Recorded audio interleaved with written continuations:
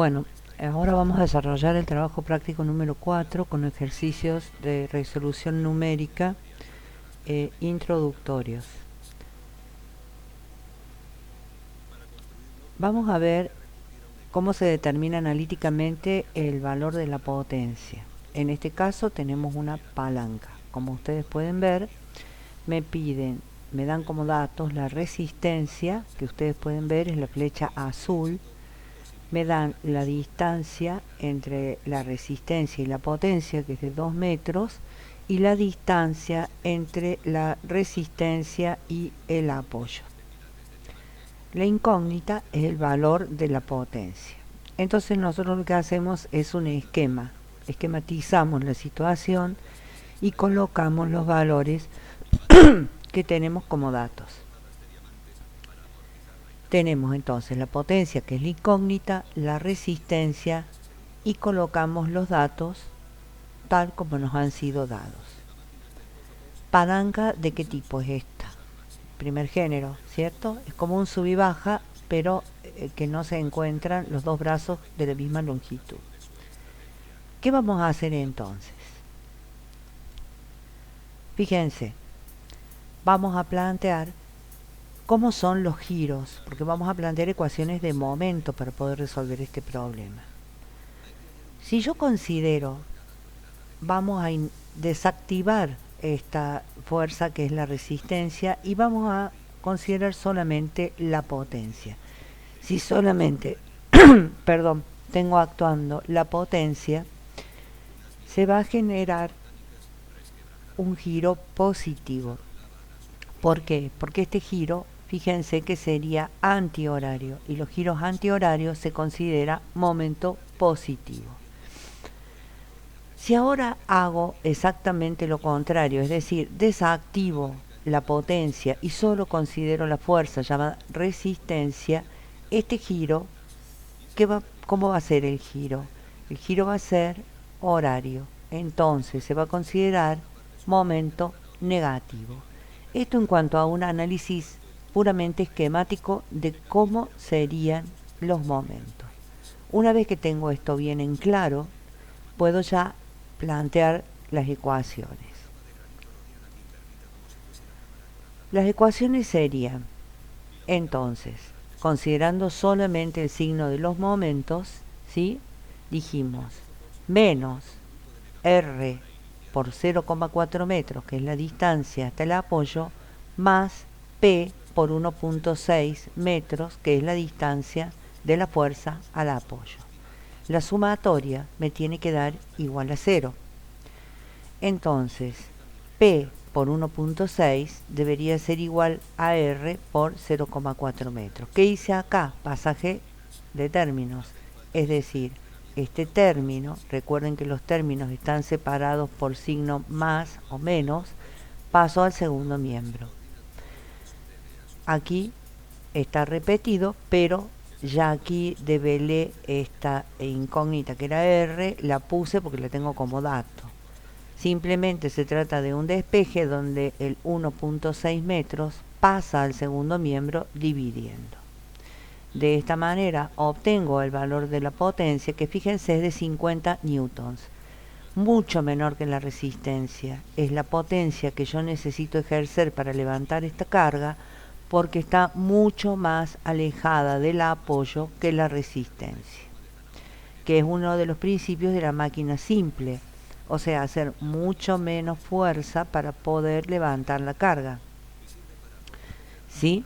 Ese es uno de los principios más importantes. Bueno, vamos a ver otro problema. Acá me están pidiendo que determine analíticamente el valor de la potencia. Nuevamente, la resistencia es de 200, en este caso la palanca, como ustedes pueden ver, es diferente. Me dicen que la distancia entre la resistencia y la potencia, ¿sí?, es de 2 metros, y que la distancia entre la resistencia y el apoyo es de 3 metros, resistencia y apoyo. Vuelvo a hacer el esquema para que todo me quede más claro y voy a ver las dimensiones que me han dado y la carga tal cual me ha sido dada como dato. Vuelvo a plantear el mismo esquema haciendo que en el primer caso la potencia no esté graficada, solamente voy a encargarme de la resistencia de 200 newtons. Fíjense que si pudiese girar libremente, lo haría de esta manera, en un giro absolutamente horario, momento negativo.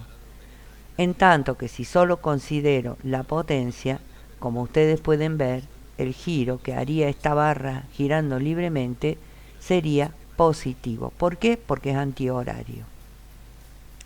Planteo entonces las ecuaciones de momento con los signos que hemos definido y vimos ya que la resistencia por la distancia hacia el apoyo, porque estamos tomando momento con respecto del apoyo A, va a ser menos R por 3 metros más P por 1 metro, positivo como ya habíamos dicho.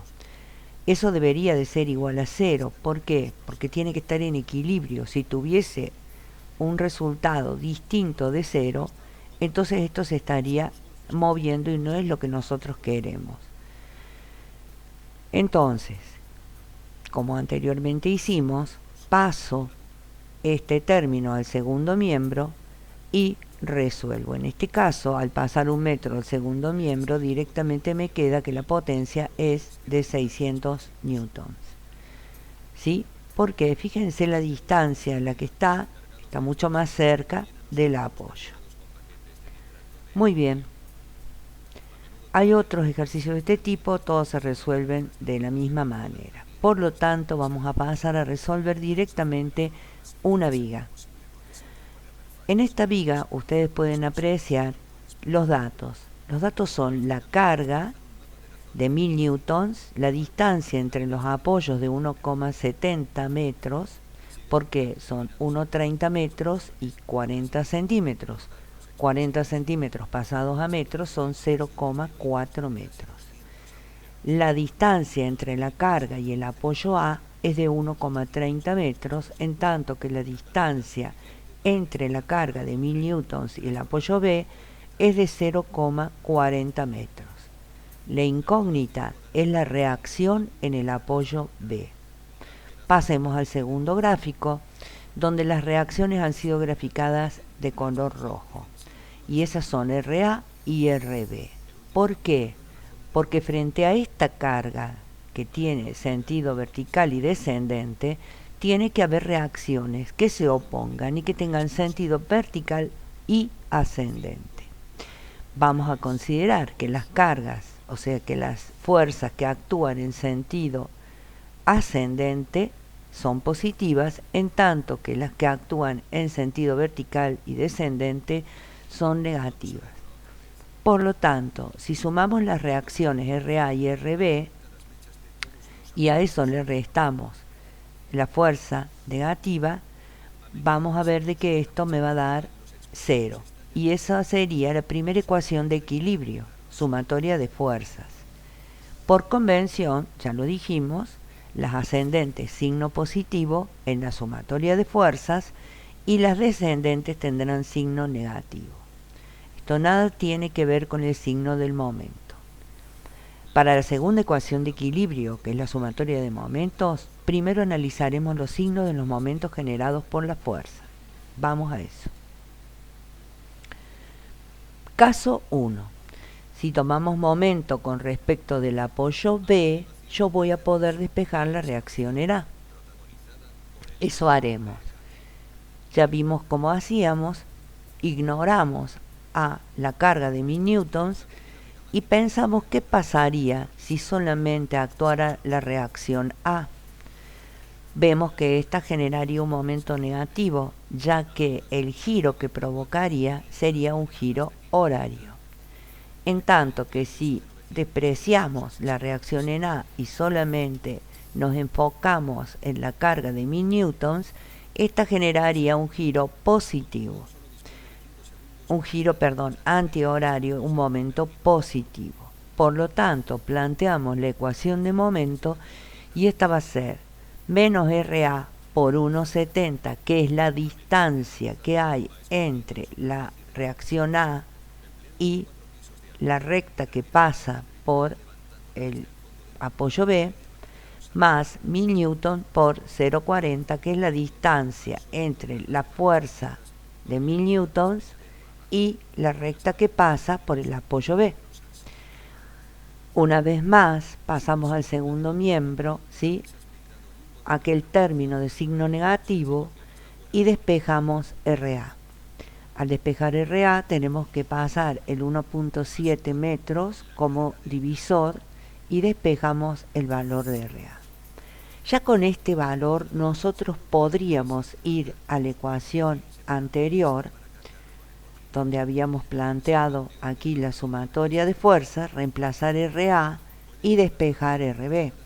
Ese sería un camino absolutamente válido, pero si nos hemos equivocado al calcular RA, lo más probable es que nos equivoquemos al calcular RB. Por eso es conveniente que nosotros calculemos RB. Entonces, ¿cómo hacemos para calcular RB? Tomamos momento con respecto de RA. Hacemos el mismo análisis, es decir, nos olvidamos de la carga de 1000 newtons y tomamos la reacción en B. Si esto pudiera girar libremente a partir de este punto, veríamos de que RB generaría un giro antihorario, lo que daría un momento positivo. A continuación, nos olvidamos de esta reacción y solo consideramos esta carga. Fíjense que el momento que generaría es negativo porque el giro que genera es en el sentido de las agujas del reloj horario. Planteamos las ecuaciones de equilibrio, ¿sí? RB por 1,70 menos P, o sea la carga, por 1,30. Despejamos y obtenemos el valor de RB. Entonces se cumple que la sumatoria de fuerzas, fíjense aquí, tiene que ser igual a 0, que la sumatoria de momentos tiene que ser igual a 0, y estas dos condiciones se tienen que dar simultáneamente.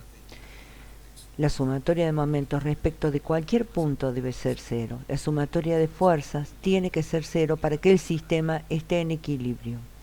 Con esto estoy diciendo que cualquier edificio, cualquier construcción que ustedes vean en pie, cumplen con estas dos condiciones simultáneamente, en todos sus puntos. De no cumplir, ¿saben qué? También la torre de Pisa cumple con esto. Si no, estaría en el piso, caída. Cumple con todas las condiciones de equilibrio. Al límite, pero las cumple. Muy bien. Si el motor de una hormigonera tiene una potencia de 0,25 HP, ¿cuál será el trabajo capaz de desarrollar en 15 minutos? Sabiendo que un HP equivale a 745,7 watts. Entonces, me dan como dato la potencia en HP y me dicen que un HP es igual a 745,7 watts. El tiempo es de 15 minutos, o sea, el trabajo se realiza en 15 minutos. Pero acá la incógnita es justamente el trabajo. Yo sé que el trabajo es igual a la potencia por el tiempo, ¿sí? En primer lugar, lo que voy a hacer es tratar de pasar la potencia que está en HP a pasarla a watts. Entonces la potencia me va a resultar 0,25 HP por 745,7 watts sobre HP y termina siendo 186,425 watts, que es igual a 186,425 joules sobre segundo, porque el joule sobre segundo es watts. Ahora, necesariamente, por el tipo de unidad que estoy utilizando, voy a tener que pasar el tiempo que me dieron como dato en minuto a segundo. Para hacer eso, yo sé que un minuto tiene 60 segundos. 15 minutos tendrán 15 minutos por 60. Habrá 900 segundos. De la ecuación de trabajo igual a potencia por tiempo, entonces yo voy a tener que despejar el trabajo. Perdón, sí, potencia es igual a trabajo sobre tiempo. Entonces despejo trabajo, que será igual a potencia por tiempo. Trabajo será igual a 186,425 joules sobre segundo, que es la potencia, por 900 segundos. Eso me da un total de 167.762,5 joules. Recuerden que el trabajo se mide en joules. Pasamos ahora a los ejercicios de resolución numérica, pero ya aplicados a la arquitectura. Acá pueden ver una pluma, una grúa, ¿sí?, que está cargada con un peso de 5.000 newtons, que equivalen a 500 kilogramos fuerza. Nos piden que determinemos el valor del contrapeso en newtons que se deberá colocar para que se mantenga la condición de equilibrio estático. Ahí ya me están diciendo sumatoria de fuerza 0, sumatoria de momentos igual a 0. Y si consideras que es una máquina simple, menciona de cuál se trata y justifica tu respuesta. Los datos que me están dando son solamente el gráfico y el valor de la carga en newtons. Y las incógnitas son el valor del contrapeso en newton y que determine si se trata de una máquina simple y de cuál se trata. Está bueno poner siempre los datos y las incógnitas separadas en un cuadro para no perderme cuando estoy resolviendo el problema. Fíjense, si yo planteo contrapeso por 2 metros, que ahí está expresado en centímetros en el gráfico, debería de ser igual a 5.000 newtons por 5 metros. Esa es la ecuación de equilibrio. Es clarísimo que esto es una palanca de primer género, porque ya lo hemos visto anteriormente. Entonces, lo único que me queda por hacer acá es despejar el valor del contrapeso. Nada más. Que sería 5.000 newtons por 5 metros sobre 2 metros igual a 12.500 newtons. Ya dijimos que la palanca era de primer género. La potencia es el contrapeso y la resistencia obviamente es la carga. Y el apoyo es el que está justamente en la zona central. Está claro cuánto está soportando el apoyo. Ustedes piensen que tengo 12.500 el contrapeso, 5.000 la carga. Ambos van hacia abajo. ¿Cuánto soportará entonces el apoyo? Si yo tengo dos cargas hacia abajo y una hacia arriba, sumando resistencia más potencia, yo voy a saber exactamente cuál es la reacción en el apoyo. Ustedes me dirán, piénsenlo. Muy bien. Se tiene una obra, allá arriba hay algo escrito, pero no hagan caso, evidentemente ha quedado, y no tuve tiempo de borrarlo, no lo vi. Se tiene en una obra una viga de hormigón armado de 4,5 metros de longitud, sobre la que se apoyan dos cargas puntuales o concentradas, la P1 de 30.000 newtons y la P2 de 60.000 newtons respectivamente. Con estos datos se piden que determines. Vamos a ver. Primero, vamos a hablar un poco del hormigón armado. El hormigón armado está compuesto de dos materiales, ¿no? Una parte es el cemento, otra parte es el hierro. El hierro es lo que le permite al hormigón la flexibilidad, o sea, lo que le da la capacidad de trabajar a la tracción, en tanto que el cemento le permite trabajar a la compresión, ¿sí? Carga puntual es una carga concentrada, como decir una columna apoyada sobre algo, en tanto que las cargas pueden también ser distribuidas, como un muro, por ejemplo, es una carga distribuida. Bueno, los datos son la longitud de la viga, la distancia entre las fuerzas P1 y P2, la distancia entre el apoyo A y la fuerza P1. ¿Cuáles son las incógnitas? Lo que me piden que yo determine. la reacción en el apoyo A en newtons, la reacción en el apoyo B en newtons, la resultante entre las dos fuerzas paralelas P1 y P2 en newtons y la distancia a la que se encuentra la resultante del apoyo A. Muy bien, en primer lugar vamos a establecer, para poder inclusive entender este problema, un esquema.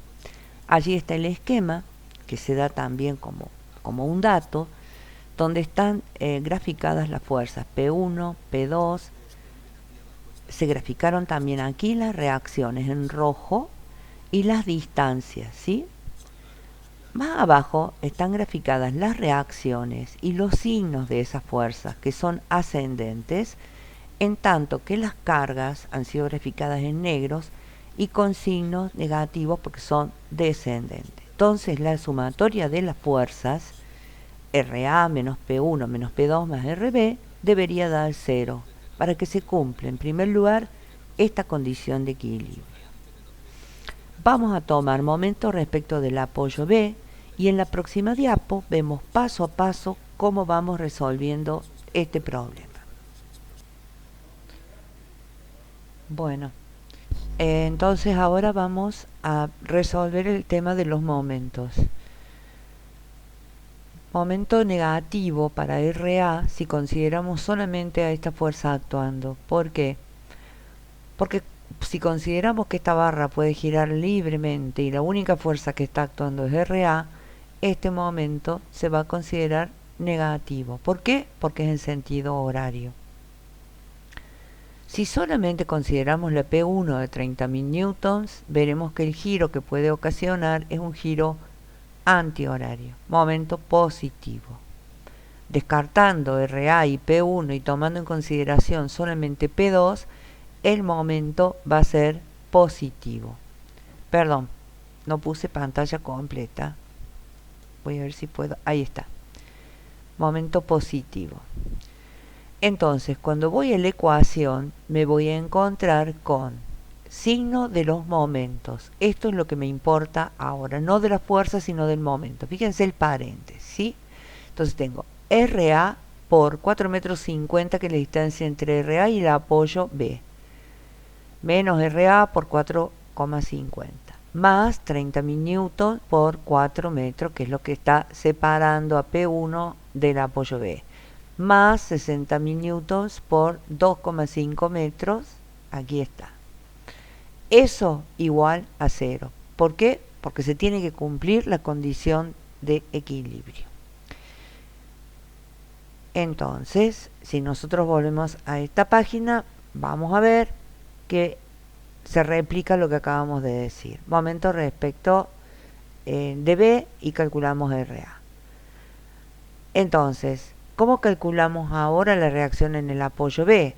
Bueno, podemos despejarlo de la ecuación de equilibrio donde decimos RA menos P1 menos P2 más RB igual a 0. Ya dijimos que esto era absolutamente factible.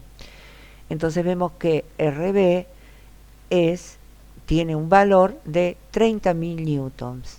¿Se fijan? Aquí, ¿sí?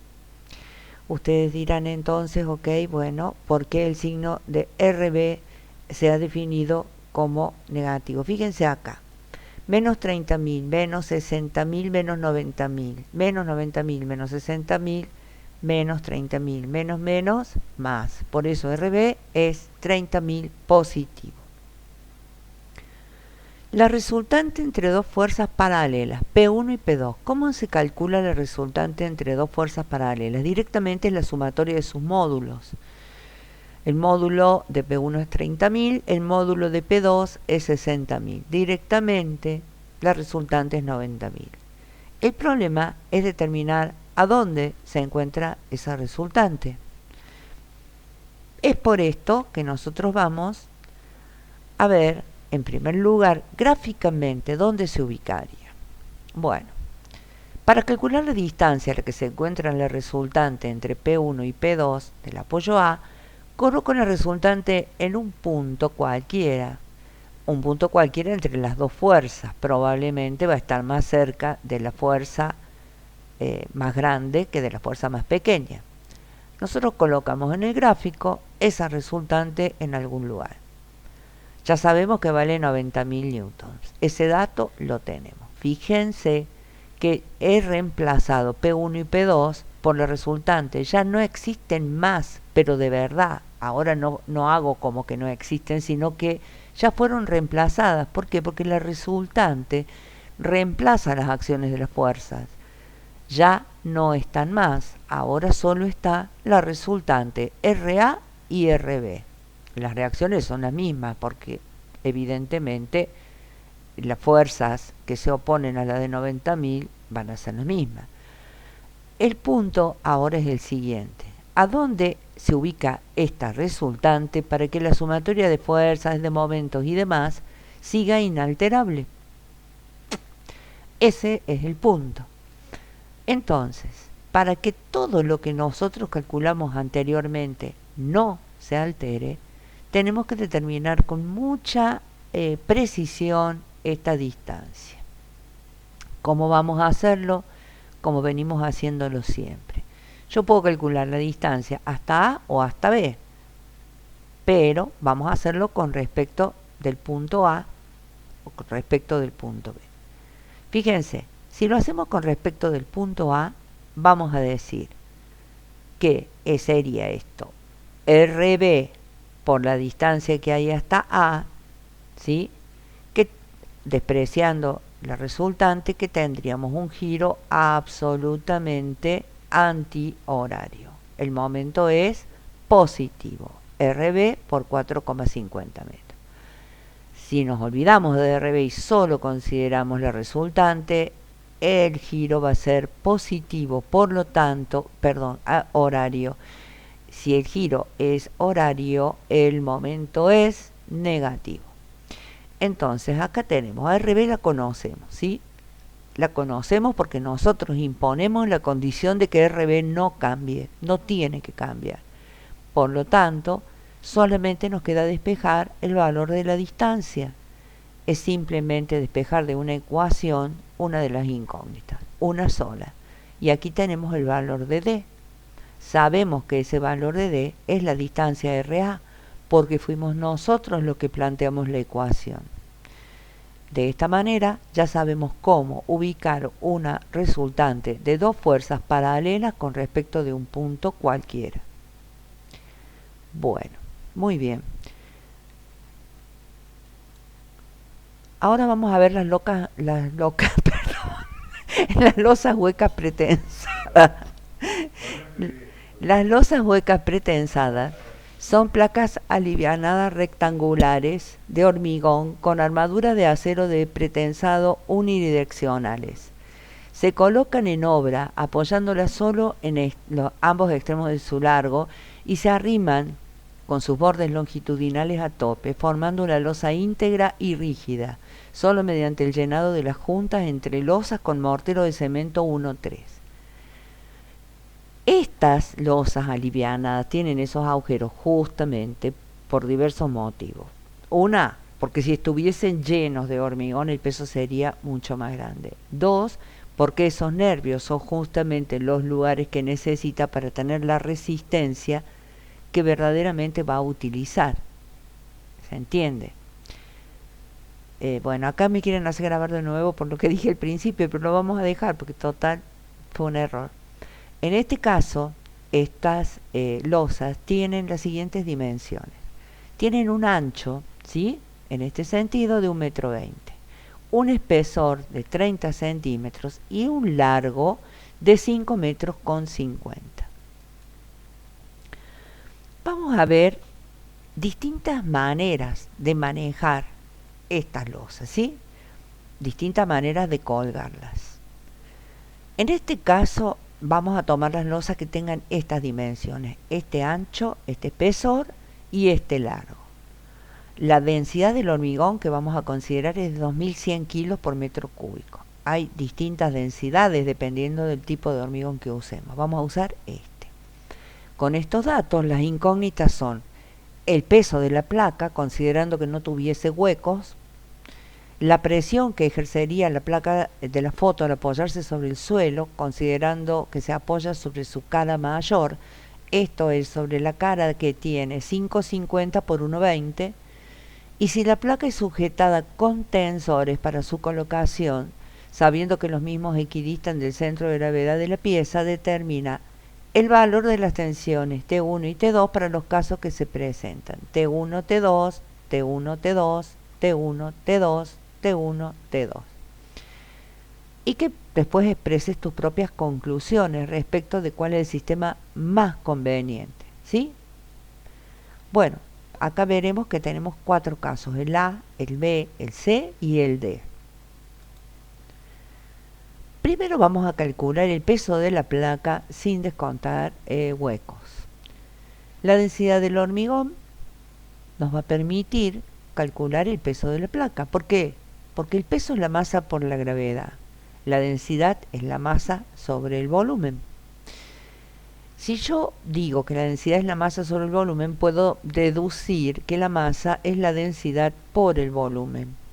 ¿Cómo calculo el volumen? El volumen será el ancho por el espesor por el largo.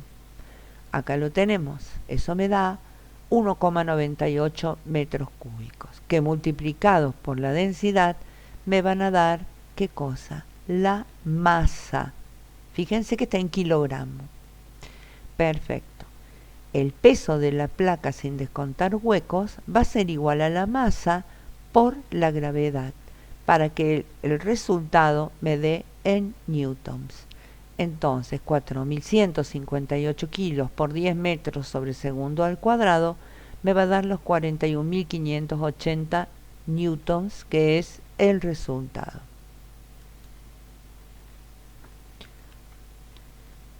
La presión que ejerce la placa, esta placa, al apoyarse sobre el suelo, sobre esta cara que estoy señalando acá, se apoya sobre su cara mayor. Entonces, ¿cómo era la presión en los sólidos? Era la fuerza, que en este caso es el peso de la placa, sobre la superficie sobre la que se apoya. Sería 41.580, que es el peso de la placa, dividida la superficie de apoyo, que es 1,20 m, por los 5,50 m de longitud. Eso me da un resultado de 6.300 pascales. Bueno, vamos a ver el caso A, donde los tensores forman ángulos de 45 grados.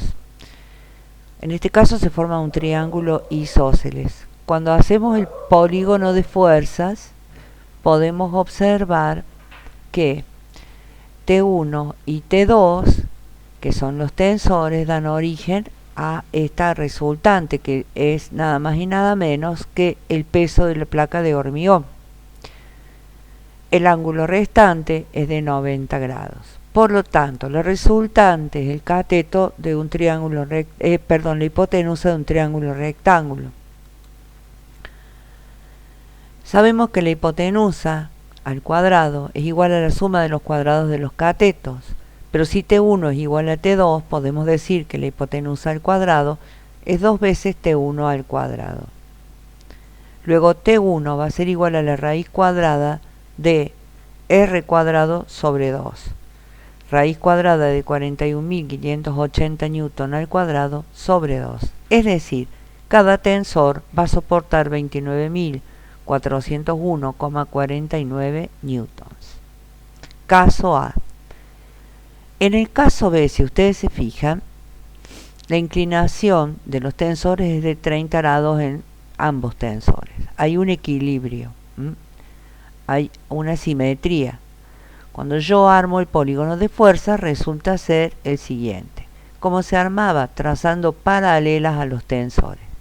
De esta manera se cierra. Acá no hay un trabajo a escala, es simplemente indicativo para que ustedes puedan observar. Acá se puede ver bien de que la resultante sería T1 por el coseno de 60 o T1 por el seno de 30, esa proyección. Vamos a verlo aquí. T1 por el seno de 30 más T2 por el seno de 30 me va a dar igual a la resultante. O sea, 2T1 por el seno de 30 será igual a 41.580, ya que T1 es igual a T2. Entonces T1 va a ser igual a 41.580 dividido a 2 por el seno de 30. El seno de 30 es 0,5, entonces T1 igual a T2 igual a la carga total. Fíjense cuál es la diferencia.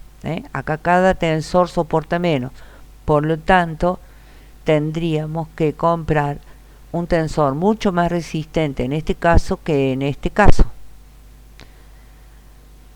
Cuando se encuentran paralelas las fuerzas, que es este el caso, vamos a tener 2T1 por el seno de 90 grados, pero el seno de 90 grados vale 1. Entonces, esto me va a quedar T1 es igual a 4.580 newtons sobre 2 por 1. El resultado es 20.790 igual a T2. Finalmente, el caso D. Planteamos las ecuaciones de equilibrio. Fíjense, acá hice toda la descomposición para que ustedes puedan entender bien cómo resolver esto. Acá está la viga, acá están los ángulos. Prolongué los tensores para que ustedes puedan ver después cómo los coloqué con respecto de un sistema de ejes de referencia, X e Y. Fíjense, acá está la prolongación y acá está después cómo se colocan con respecto de este sistema referencial, T1 y T2.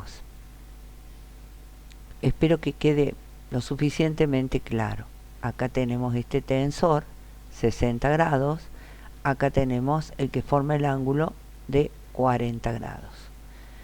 ¿Qué hacemos entonces? Descomponemos el vector T2 en dos componentes, una según el eje Y, otro según el eje X, y el T1 según el eje Y y según el eje X. ¿Y qué vamos a hacer?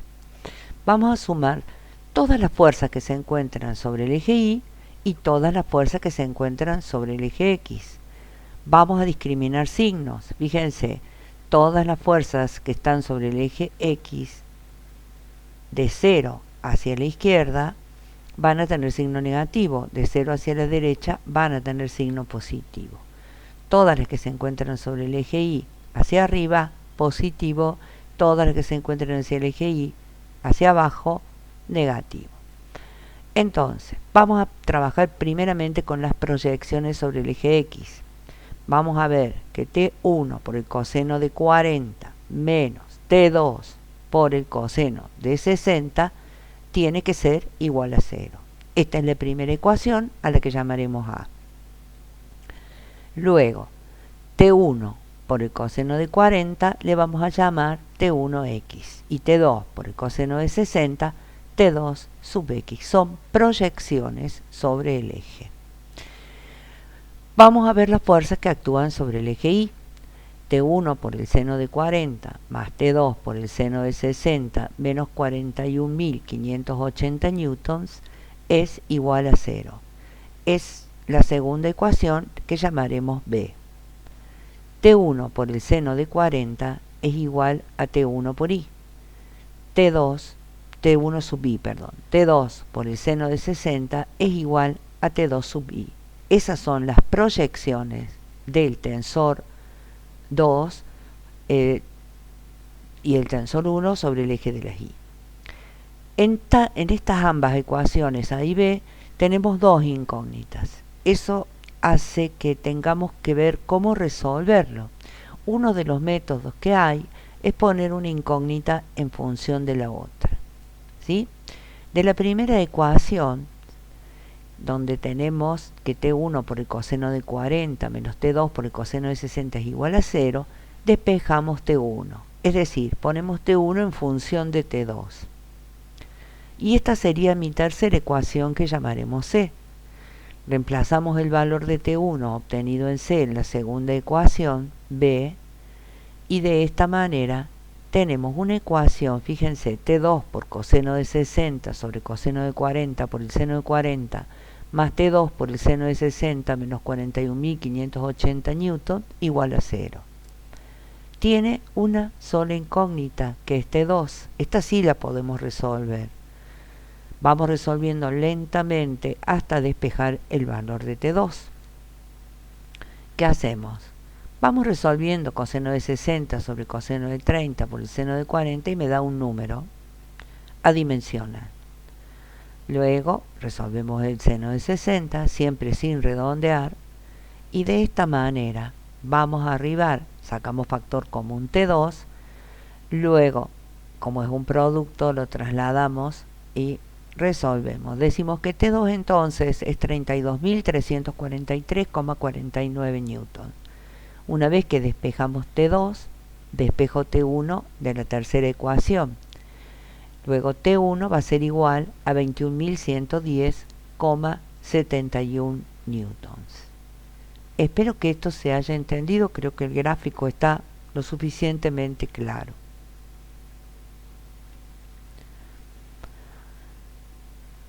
¿Y qué pasaría si yo decido colocar este banco que pesa 6.463,8 newtons sobre dos apoyos? Para aumentar la altura, los apoyos son para aumentar la altura, ¿no es cierto? Y queremos determinar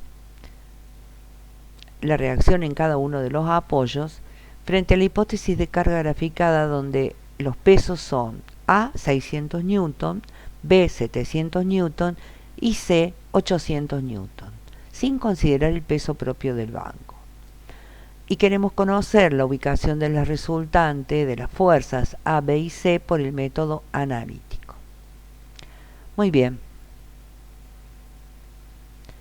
Fíjense, si yo tengo el banco y esas son las cargas con las que yo voy a trabajar, la gráfica es lo suficientemente clara, ya sabemos que tenemos que ir trabajando uno a uno. Necesito la reacción en cada uno de los apoyos. Lo primero que voy a hacer, ¿qué va a ser? Planteamos las ecuaciones de equilibrio. R1, R2 van hacia arriba, positivo. A, B y C van hacia abajo, negativo. Vamos a calcular la reacción en el apoyo 1, tomando momentos respecto del apoyo 2. Vamos fuerza por fuerza y tendremos que menos R1 por C1,60 más A por 1,30 más B por 0,70 más C por 0,30 debería de ser igual a 0 para que esto esté en equilibrio. Con esa premisa yo puedo determinar el valor de la reacción 1. Ya tengo una de las reacciones. La otra puedo calcularla despejándola de la ecuación de sumatoria de fuerzas. Ya ahí tengo las dos reacciones. Y me piden que ubique la resultante de las fuerzas A, B y C por el método analítico. Acuérdense que cuando yo calculo la resultante, lo único que tengo que hacer, porque son fuerzas paralelas, es sumar los módulos de A más B más C. Y eso me da un total de 2100 newtons. A la resultante lo ubico gráficamente en el lugar donde aproximadamente iría. Y la incógnita mía va a ser esa distancia D que está en rojo. Tomamos momento con respecto del apoyo 2 de la fuerza R1 y A más B más C. Y la ubicación será, tomando momentos, menos R1 por 1.6 más 2100 por D igual a 0. Despejamos D y tenemos cuál es esa distancia que hay desde la resultante al apoyo 2. Ya lo hemos hecho anteriormente. No debería ser esto un problema. Ahora, otro problema adicionales a este. Si para trasladar el banco hasta su lugar de emplazamiento debemos pensar en emplear un aparejo y se presentan dos posibilidades. Una, usar un factorial de 3 poleas móviles y otro, un potencial de 2 poleas.